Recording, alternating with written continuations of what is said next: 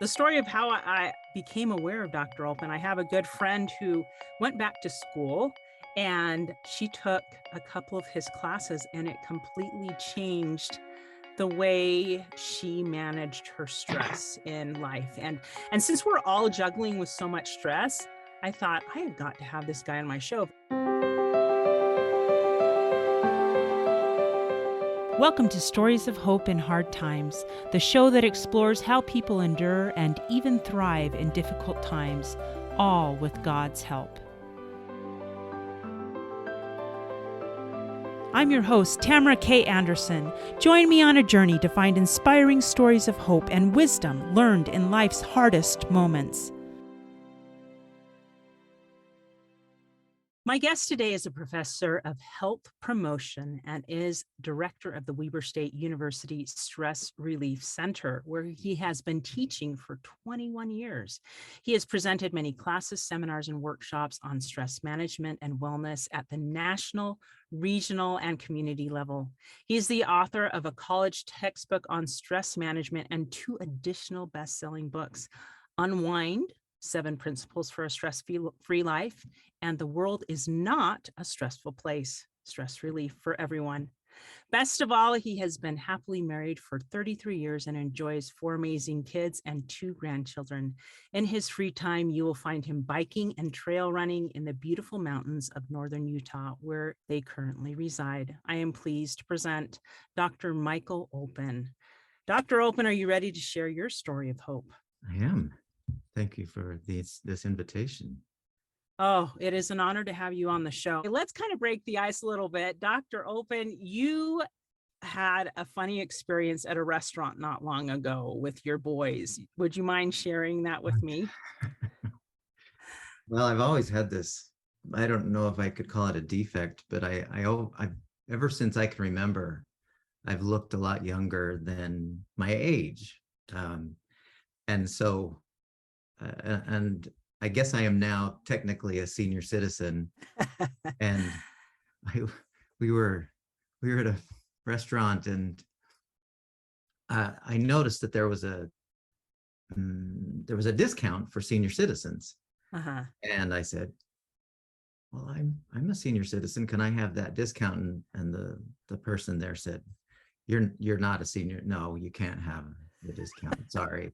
And my kids who were with me, they said, "Really, he is old. He is a lot older than he looks." And the girl there said, "Sorry, you're not going to get the discount. He's got to pay full price." And oh my goodness. Well, sure. there you have it. That's a funny story. It's funny how things like that happen. And you have a youthful look to you. So that's good, right? I hope so. Sometimes, well, when I was younger, I couldn't get away with it. I mean, it was, I couldn't go to things, or I couldn't drive, or people would say, "No, I don't want to date you. You're still in high school or something." Oh my goodness. Pros and cons, right? There are. It's a two-edged sword. Yeah. Oh, that's fun. So let me ask you this. How in the world did you end up settling on becoming a teacher of stress management or wellness and all that stuff? What is the story behind that? So it's a long time ago when this started, going back 40-ish years. But a couple things really got me interested in this direction more than anything. I went on a mission for my church, and then when I got back, I got a job at a library in Provo. I lived in Provo, grew up in Provo, and for 2 years, I fell in love with reading. I fell in love with books. I fell in love with just everything I could. I didn't date. I didn't eat. I just read stuff for about 2 years.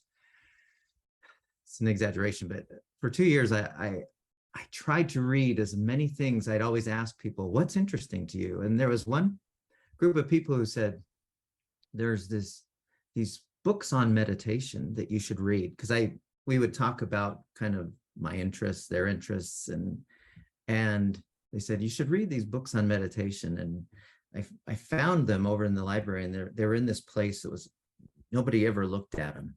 You know, this was 1982 to 84. And they were just the dustiest, oldest books. And I pulled them out and I started reading, and it was just research study after research study about the benefits of meditation, this particular type of meditation. And it was about that time when I was diagnosed with high blood pressure. And the doctor said to me, you're going to have to be on high blood pressure medication for the rest of your life. And I said, why do I have high blood pressure? I was pretty active. You know, I tried to eat what I thought was good back at the time. But he said, we don't know for sure, but you do have high blood pressure. You probably just chose the wrong parents. And because my mom had high blood pressure as well, and so did her parents. And so there was a genetic component there, but I learned that stress played a part in high blood pressure. Back then, that was not really well known, but I learned that stress played a part.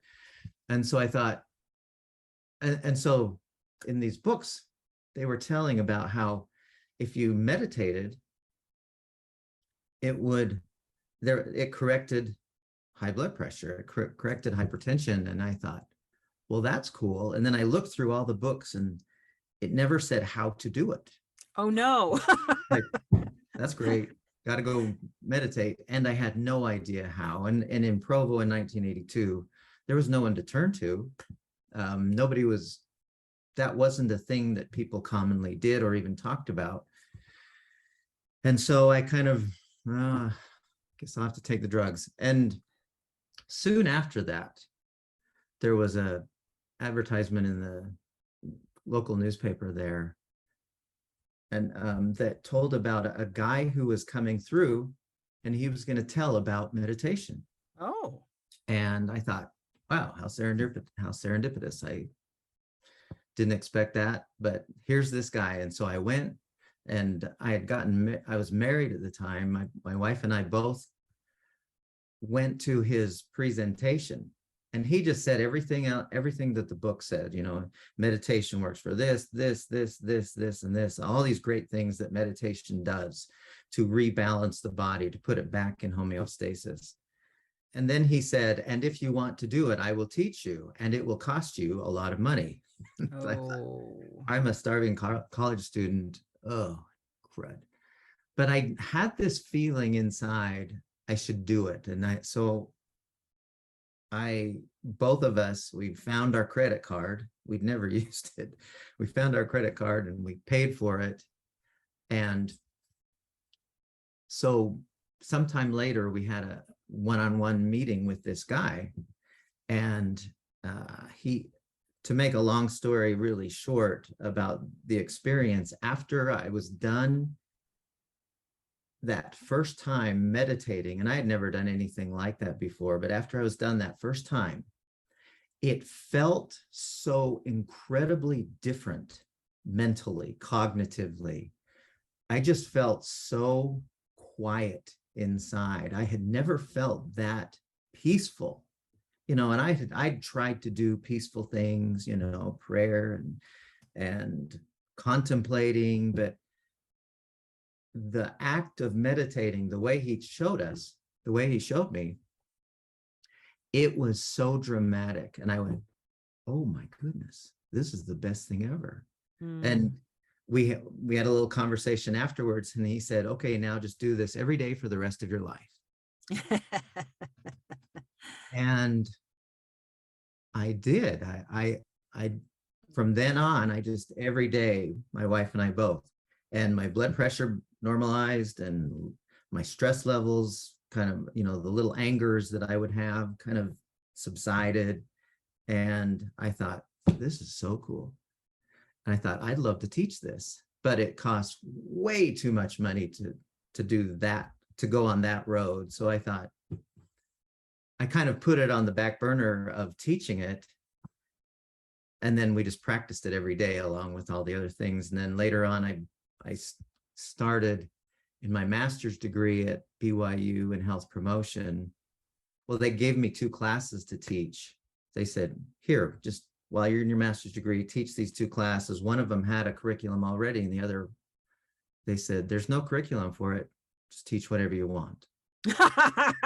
And I thought, wow. so I made it kind of like what my current mind body wellness class is. It was kind of the beginnings of that, included meditation. And so it was then that I started teaching it. And I just fell in love with teaching. And it was after that that I got my PhD, and then I got a teaching job back east. And then I ended up, after 4 years there, we got a job here at Weber State, and I've been teaching it ever since. The mind body wellness, stress management, wellness coaching, I've taught quite a few of the classes that are in our program, but those are my favorite ones. So, and I've taught a lot of groups, community groups, church groups. I've taught, like there was one group here in Utah that they were called hypertensives or something. They had a name, and everyone in there had high blood pressure. And so I would go weekly, and I taught them how to meditate.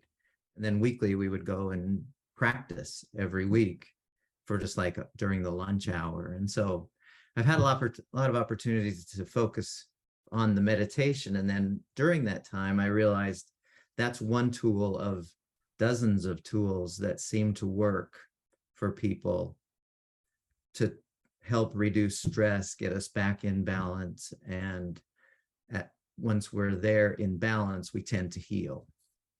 Symptoms tend to go away, like my high blood pressure went away. Wow. That is so amazing, isn't it? That just learning simple techniques can help with so many physical challenges that we have. It shows how much probably stress we're all carrying around on our shoulders. And I guess as a society, we're not maybe coping as well as we should. Yeah, I would say that I could probably count on my hands the number of people who don't have more stress than they need.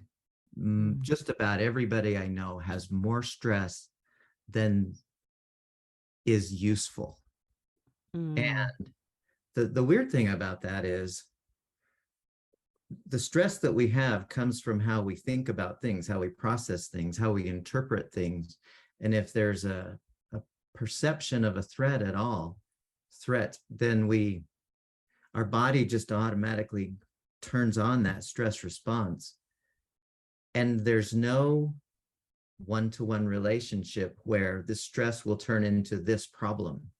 In fact, I would say stress doesn't really cause any of our health problems, except for maybe headaches, where there's a one-to-one, this causes this. But I do know for sure that stress makes every health problem worse. Every single one. And the higher your stress level is, and there's been dozens and dozens of studies showing this, as stress levels go up, the immune functioning goes down. It's like a perfect inverse relationship. As stress goes up, the immune functioning, the immune power goes down. And so everything that's associated with well-being based on a strong immune system is compromised when stress goes up. And I mean, that's everything from colds to cancer and everything in between. Wow. So the sad news is it's a dangerous reaping culprit.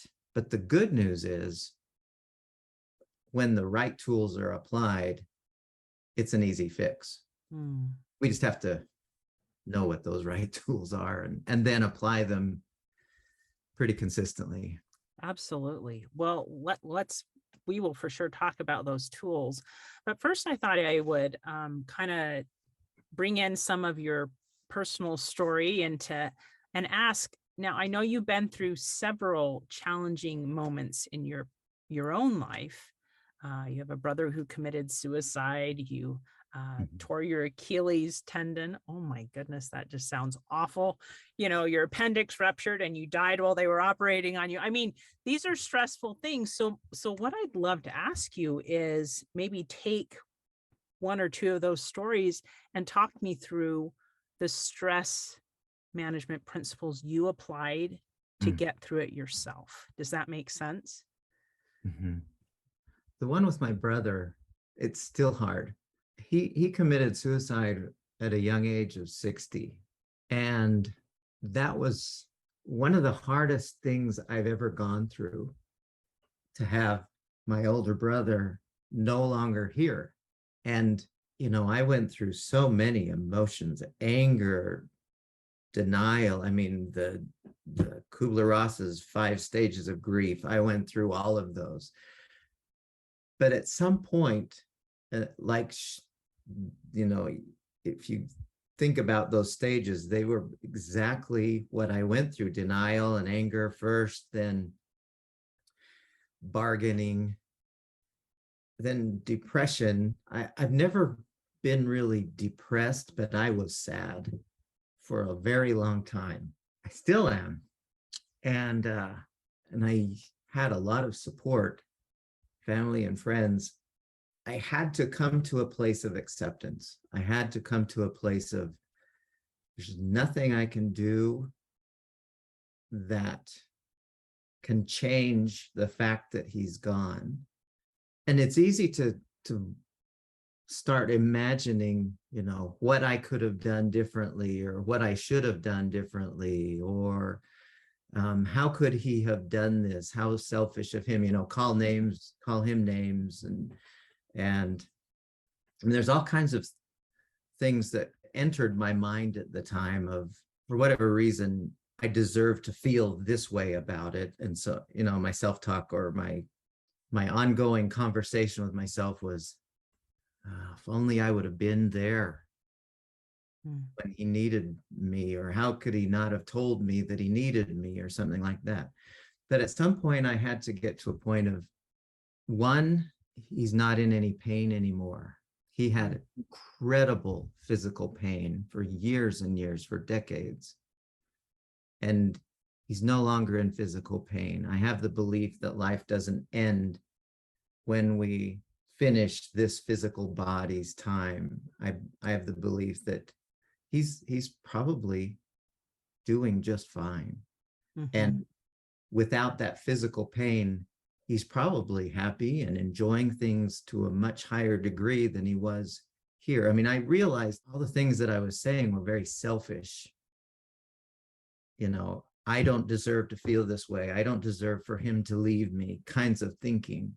Mhm. And I had to get to a point of just completely accepting that this is what happened.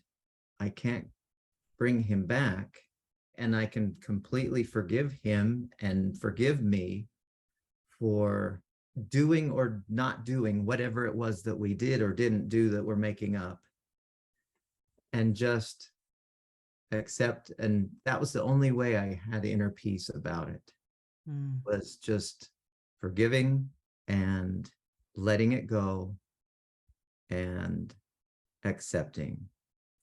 And as soon as I mean, that was a process, but as I kept doing it over and over again, that little muscle grew, and I got to a point where there's no pain in there now. I don't Mhm. have any pain about him being gone, and the fact that he did it the way he did. It's still a little sad, but I don't have the pain. Does that make sense, Yeah, Nora? it does. It does. I noticed several things that you were talking about there as you shared this very tender story. First of all, thank you for sharing it. Mhm. Um, One, it seemed to be that the thoughts that you're thinking had to change almost, as far as kind of maybe from a negative cycle to more of a positive forgiveness. Um, And so my question to you is, I'm sure you didn't do that by yourself, but what Mm. role do you feel God plays in that ability to forgive not only yourself, but perhaps your brother in a situation like this? Well, to be really honest, I would have thoughts come to me. No, this way of thinking is not helping. Think this way Mm, over and over and over again. And I don't think that was my own programming. I think it was, if you want to be peaceful, this is a better way to think. And I think it was entirely God, God's spirit, however you want to call that, that was helping me get through that with the consistent similar messaging. Let it go, just let it go, mm, forgive, let him go, he's happy, kind of thing. So I think it was entirely a result of God's influence on my, i, I I've always felt like God influences my thinking. mhm, I don't think I'm alone in my thinking patterns. I think that there's a connection between God's spirit and my mind. And when I when I let that happen, that's when those those life affirming, those peace inducing messages happen. mm. Does that make sense? Yes, it really does. I'm going to kind of draw back to what you were originally saying about meditation. Do you feel that meditation helps you quiet your mind enough to hear those positive affirmations? Oh, I wish I could tell you stories after stories after stories about, because I'm a strong believer in prayer. Hmm. But when I meditate prior to prayer, my prayers, mostly in the listening side, are just exponentially more powerful. I mean, I often look at our thoughts as kind of like a hive of bees, Hmm. right? Our thoughts are just, and we actually do a type of meditation in one of the classes I used to, where you close your eyes and then you kind of pull up a chair and watch your thoughts, because you're not your thoughts, you are having thoughts. Mm. We think we're our thoughts, but when you can separate out and just watch your thoughts. And so, and when we used to do this in class, we'd do it, and as you watch your thoughts, it's an interesting thing, they kind of settle. One of the things that people will always say, and I say the same thing for myself, is our thoughts are completely out of control. They're like those bees that are just coming Mm. in and going, and but when we watch them, we recognize how out of control they are. When we meditate, it's like those bees just kind of go back into the hive, Mm. and what's left is quietness. And so when we are quiet, that's when I think that connection between us and God's light illuminate. Because when we're busy thinking so much, there's no room for those messages to get through.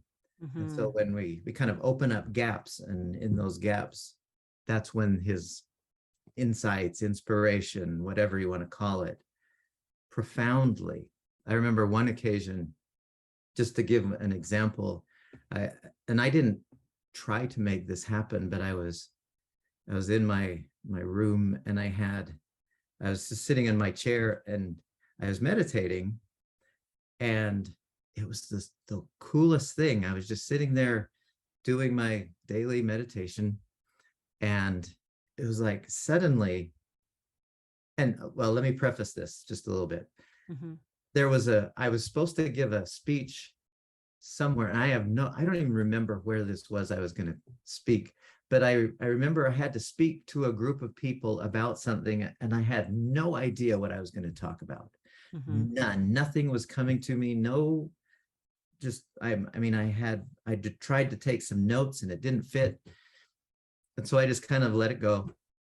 I started meditating, not intending for this to happen. not even thinking about this peripherally. But I sat down, and then it was like, after about 5 minutes of just doing my usual meditation, beginning to end and everything in between just flooded into my head. It was just like, now this, now this, now you talk about this, now you talk about that. And I quickly turned the light on and wrote everything down as fast as I could, because it was just coming like a download. Mm-hmm. And I thought, cool is that? That is amazing. And that happens pretty frequently. I mean, surprisingly frequently. And I really do think it's just when you quiet your mind, which you can't consciously do. You can't consciously just make your mind go still. We've tried in our classes. I always tell them, okay, close your eyes and make your mind go still. No. And it's hilarious when they're done. They're just like, I give them like 30 seconds just to kind of, and every single time they say, oh, that was impossible. I couldn't possibly. Or they'll say something like, well, I kept thinking the word still, and it just, but that's a thought. Do you know what I mean? You can't make your mind have no thoughts. And so, but when you meditate, it seems to settle the thoughts a lot. And then cool things can happen. We're going to take a quick break, but when we get back, we'll have more lessons, tips, and things you can apply to your life. Stay tuned. Hey, my friends, are you looking for a meaningful Christmas gift this year? If so, you need look no further. I have a fantastic, sweet short story. I am so excited to share with you my new booklet. It's called A Broken Down Holiday. This is the story of a widowed young mother trying to travel home for the holidays soon after her husband dies and being stranded in the middle of nowhere. And some of the hard things that she experiences and some of the miracles that you wouldn't think were miracles that she had happen. But it is based on a true story that happened to my mother-in-law. It's great for those friends that you're just like, what do I get them? Something simple that's under $5. It's a great stocking stuffer. So if you want to share this message of hope with your friends or family members, check it out, A Broken Down Holiday on TamaraKAnderson.com. They found that when people, they would put electroencephalograms, hook them up to their head while they're meditating. Ooh. So, and that measures brainwave activity. So there's like beta, alpha, theta, and delta brainwaves. And the theta and the delta brainwaves, when those are predominant, that's when we sleep. That's when we recover. That's when we're getting deep rest and our body's fixing itself, right? And then beta is like how we are now. Alpha is kind of in between, you see it in hypnosis, you see it in as you're falling asleep and as you're waking up. That's the predominant brainwave. Well, anyway, what they found when people were meditating, and it's the first time they had ever seen this, was when people who had been meditators for a long period of time, their brainwave activity went down. The predominant one was the theta and delta brainwaves, and they were still awake. And they had never seen that before. That had never been seen, where somebody conscious was at that deep level of rest. And so I think that's why one of the things, another interesting thing about just the meditation is they found that people who meditate have biological ages about 12 years younger than they did a control group of same group, same group of people, only non-meditators. And they found that the meditators, based on a lot of different physiological parameters, had biological ages 12 years younger than the non-meditators. Wow. And if you think about it, it just makes sense. The stress response is designed to be fast, fight or flight. It's designed to be, and it breaks down. Every system in the body's out of balance when we are in stress. Mm. For a short period of time, that's not a big deal, but for a long period of time, it's like putting your foot on the gas pedal and putting your foot on the brake at the same time and hoping nothing bad happens. Oh gosh. What I mean? And so, but when you meditate or when you do the variety of things that we do in the class, it takes us back to normal functioning, which is a slower, more healing pace. And then in those times when we do need to have the explosiveness, we have that, but it shouldn't be happening all day, every day. And that's what most people, they're in that fight or flight response, chronic stress all day long. I had one student who she'd had a headache for 20 years, every single day. My word. And we did a couple things in the class, no more headaches. Wow. Had another lady who had fibromyalgia so badly it hurt to wear a shirt. It was just that painful. And it was really after we taught her how to meditate. We did a few things, but later in the class we taught her how to meditate. And after it was over, she said, I could just feel the pain going down my arms, off my hands. I have not felt this good in I don't know how long. Wow. And I thought, perfect examples of when the fight or flight response is turned off, the body goes back into balance, and a body in balance heals itself. So let me ask you this. We've talked a lot about meditation. Would you mind teaching my audience really quick, maybe a simple way that we can meditate so that we can start to reap some of these benefits?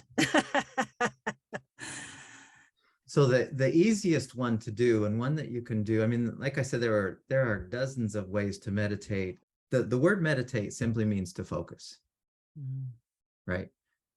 Every single type of meditation involves focusing on something, whether that's a candle or a mantra, or I think that's why people, when they're sitting by a fire, at a campfire, it's very meditative. It is. Just to watch that, or to watch a sunset and you just watch it happen, or everyone's favorite place, almost everyone's, by the beach, where you just take in the ebb and flow of the sea.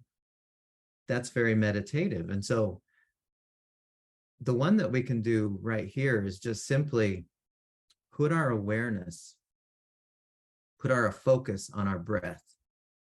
There's dozens of ways to breathe, interestingly, but this one that is very, very relaxing, you just put one hand on your chest, one hand on your stomach, and you try to make it so your chest hand doesn't move when you inhale and exhale. Ooh. We should also breathe almost only through our nose unless we're working out or running up a flight of stairs. Our breath should be in and out through our nose mostly. And so you inhale and you make it so your chest hand stays still, but your stomach hand moves out. And you don't worry so much about how fast or slow you're breathing. You focus on the depth of your breath. So you inhale, but try not to make the chest hand move. And then you exhale and your stomach hand moves back in. And then to add to it, you make the exhalation as slow and soft as you can make it comfortably. You don't make it uncomfortable, but like you inhale and then you exhale slowly and softly. And then you just let that rhythm ebb and flow of your breath, just follow it down, and you stay. The reason why you can do this anywhere is your mind will immediately and frequently wander off. And all you do is go, oh, my breath. You don't get mad at yourself because you're not a good focuser of your breath. Just your mind wanders off to what you got going tonight. Mm-hmm. Is did I turn the oven off? Is the laundry done? And you just go, oh yeah, my breath. And then you just focus on letting the exhale be as soft and slow, and keep focusing. Let the inhale be natural, not hard and strong, and you just natural inhale, but don't have anything up here moving. Mm-hmm. Your shoulders. Some people breathe and they're like this, even. Mm-hmm. You see that on TV when somebody's really angry, they're like, you know what I mean? Mm-hmm. Fight or flight. Mm-hmm. So this is automatically disengaging the fight or flight response. Mm-hmm. One, by focusing on something that is not dangerous. There's no danger in breathing. And so the body's not getting any messages, oh, I'm in danger. And that kind of breathing is the exact opposite of fight or flight breathing, which is quick and shallow, right? And so you inhale and you exhale, soft and comfortable. And even as I'm doing that, I notice my shoulders kind of going, I don't know if you sense that. Yeah. And then as you're doing that, you can kind of go through your body and just kind of, okay, how does my face feel? Let me eyebrows put into their natural position, relax my jaw, just kind of move through your body, and don't try to change anything except just allow it to release, release my shoulders. So inhale, exhale, release my jaw. Inhale, exhale. How do my feet feel? Inhale, exhale, at whatever speed's comfortable. And so you can kind of, that is a combination of 2 or 3 different, what I call relaxation exercises, but you can do those anytime, anywhere, except for when you're driving. Yeah, don't do it there. But you can still focus on your breathing. I mean, I know sometimes when if I start thinking about something, I notice my hands gripping the wheel. Mm-hmm. And I can immediately go, relax my hands, kind of thing. So that's even then. We say the meditation that I train people in, you never do that when you're driving. Yeah, probably not. But you can do this one just about anywhere, and it's a wonderful way to just take your mind off of whatever it is that you're imagining is stressful, and putting it on something that, if you do it that way, automatically takes you out of fight or flight and into rest and repair. Mm-hmm. Wow. Well, that is such a powerful strategy. And I love that you taught it, something that people can do just while they're even listening to the podcast, just relax. Mm-hmm. Now, I do have a question. When you're breathing out, are you breathing out through your nose or through your mouth? Nose. Nose. Okay. So breathe in through the nose, breathe out through the nose super slowly. In all of the books and all the writers who've written about breathing for general relaxation, they will all say in and out through your nose. Okay. That's good to know. Oh my goodness. Wow. Time is flying because I feel like I'm just learning so much. So, question for you. Do you have a favorite Bible verse that's become meaningful to you as you have navigated the ups and downs of your life? Yeah, I have to say it's a Proverbs. I love the thought, lean not unto thine own understandings. And what that tells me is, because oftentimes I think, oh, I'm so smart. Oh, I know so much. Mm-hmm. And that reminds me, I probably know as much as an ant knows in comparison to what God knows in his omniscience. And so don't get too cocky. Don't get too, you know, don't think you're that great. You're not. But if you turn to God and trust in his power and his love, then he'll steer you in better directions than you could have gone on your own. Mm-hmm. And that has, every time I apply that, and I think we should test all of the promises, try them and see if they work. Don't just say, it doesn't work Mm-hmm. until you've tried it. And every time I try it, things end up a little better or a lot better than I could have planned for. Mm. And I mean, it just keeps happening over and over. It's been that way for years and years, where every year my wife and I just say, man, this year was better than the last. Every single year. And we have tough things going on. Mm-hmm. But when we just keep letting go of our belief that we're superior, we can't out God.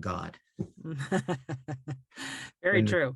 as we try to stay as humble as possible about what we think we're all about, every time I present something anywhere, like last week I had a couple presentations, one at the Weber State LDS Institute, and another one was at a company in Salt Lake.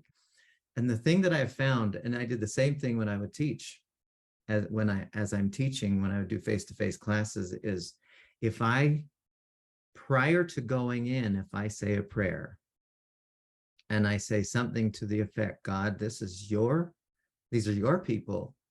These are your sons and daughters.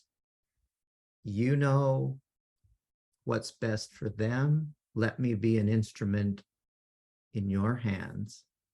It always goes better. Mm-hmm. It always goes better.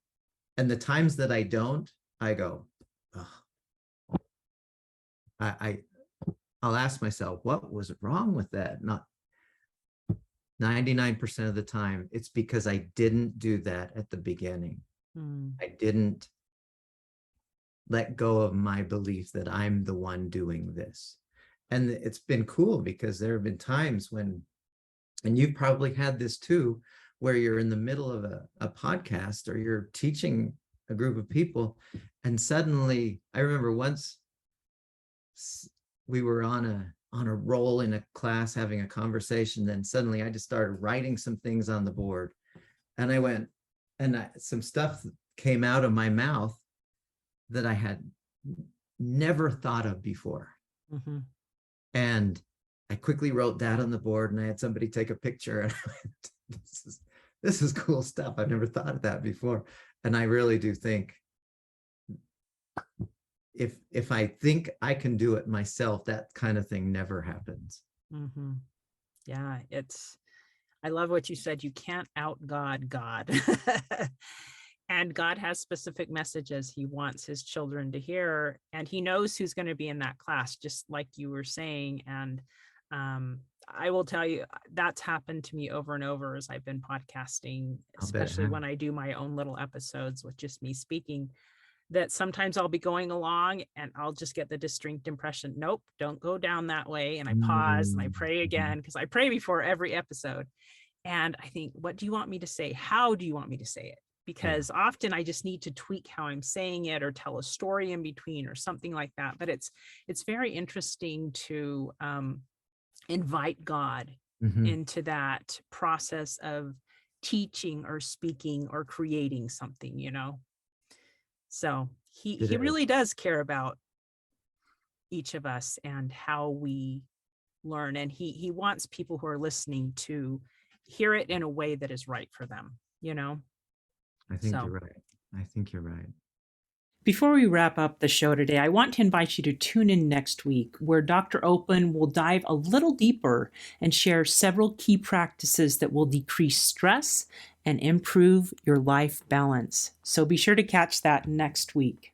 Well, Dr. Olpin, this has been incredible to sit here and learn from you and hear all about not only your story, but also just little bits of wisdom of what we can do as we hit stressful situations to help us navigate it, perhaps with more peace. Mm, Inviting obviously God in, we talked about that, but also implementing just simple strategies that, when done combined with inviting God in, can make a world of a difference to get us out of that fight and flight mode and help us journey through all of life's challenges, not mhm, only holding God's hand, but being wise about taking care of ourselves, our bodies, right? mhm, mhm. So I know there's going to be people who are going to say, who is this guy and how can I learn more from him? Because as soon as my friend told me all about you, I'm like, I gotta have this guy on my show. So tell me, first of all, where people can find you online and where they can buy your books. So I have a couple websites that I've had for a while. The one that is the easiest to get to is just michaelolpin.com. So Michael and then Olpin, one word.com. And that I've kind of linked that quite a few ways to my main stress management, life management website that is stressmanagementplace.com. So Hmm. that's one word, stressmanagementplace.com. And in that, I tell about, like, I do individual coaching, I do group work, I have all the things that we use in the stress management class and the mind body wellness class are available on that website. And I got a blog, I have a free newsletter you can sign up for, and then it just, when I decide to send one out, you get it for free. I'm always learning. I'm always trying to learn what's cutting edge in this world of mind body wellness. I'm not interested in people just being okay. I want us to live at our peak levels, our optimum levels, and can we be there? It's like a bell curve. Everyone's kind of built around the middle. I want to be up here because when I'm 82, I still want to beat the tar out of my kids in pickleball and racquetball. There And you go. Let that thought motivate you, right? Wonderful. And your books. Tell us about your books. the textbook I wrote, it's now in its fifth edition. I wrote it with somebody until this last edition, but this textbook is the one we use for my stress management class. And so it's pretty close. It reads more like a self-help book or being in a classroom than it does a textbook. Mhm. And then I wrote a book with a guy who was with Franklin Covey, Sam Bracken. We wrote the book Unwind. Forgot the name of it, seven somethings. They wanted to kind of, 7 principles for a stress-free life. there you go. It's actually been translated in 5 languages now. Wow. I, I keep getting packages of a book and I can't read a single word on it except my name. Oh, The World is Not a Stressful Place is a book that I wrote quite a while ago. And it was just, somebody told me, it was actually a student. She said, you need to write a book. And so that's what came from, it's her fault that I wrote that first one. But on my website, I've subsequently written workbooks that are better than that book, that go into, like, there's one workbook called Understanding Stress, which is just the science of stress, how it works, how it really works rather than what they're telling you it works. And then we have a workbook on preventing stress, reducing stress, and then I have an entire book on just mindfulness. Ooh. That is helping us to enjoy and savor this moment. And so that's what that workbook's about. And it's really good. I've used it in workshops and around and in my class, and everyone says that is one of the best descriptions of mindfulness and how to be mindful day to day, moment to moment that they've ever read. And then I have my fifth book of those workbooks is a kind of like a wellness coaching book that kind of walks you through what we do in the Mind Body Wellness class and my wellness coaching class that focuses on how you make these behaviors more permanent. So it's not like a New Year's resolution. It becomes something that becomes a part of you as you do certain things, So more like a Right. habit. Right. If you just read them, it's kind of like a sunburn. You get a little, and then it fades away.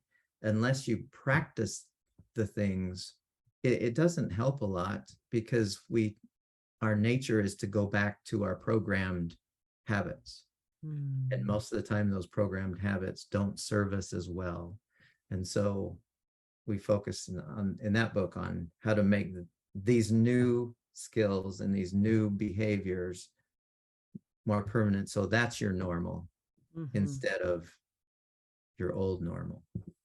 Oh, that sounds fascinating. And so those are on the stress management place website. Yeah, you can get to it from either one. Okay. It'll from the Michael Olpin one or the stress management place.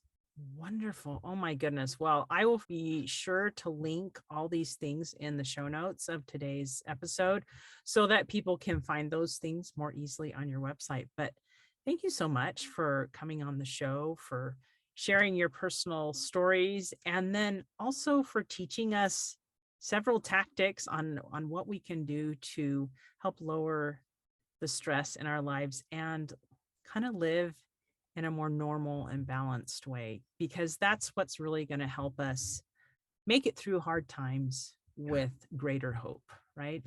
I've decided, and I could be wrong in this, but I think hard times are part of the deal. Our job is to figure out how to navigate. The waves are going to keep coming. And there's no end to the waves. People think, oh, when I get out of college or when I get married or when I have kids or when I retire, then I'll be happy. And that never happens. The waves never stop. And so, but my thinking is if I can be peaceful through all that, then I can enjoy the waves instead of have the waves clobber me. Or I can surf the waves or some metaphor like that. But I don't know of anyone who doesn't have hard things. Do you? No, everyone does. Everyone does. Yeah. And so if we can be peaceful through them rather than chaotic, then we win. And everyone around us wins when we're peaceful too. Hey, thanks so much for listening to today's show. If you like what you heard, subscribe so you can get your weekly dose of powerful stories of hope. I know there are many of you out there who are going through a hard time, and I hope you found useful things that you can apply to your own life in today's podcast. If you would like to access the show notes of today's show, please visit my website, storiesofhopepodcast.com. There you will find a summary of today's show, the transcript, and one of my favorite takeaways. If someone kept coming to mind during today's episode, perhaps that means that you should share this episode with them. Maybe there was a story shared or a quote or a scripture verse that they really, really need to hear. So go ahead and share this podcast. May God bless you, especially if you are struggling, with hope to carry on and with the strength to keep going when things get tough. Remember to walk with Christ, and He will help you bear the burden. And above all else, remember, God loves you.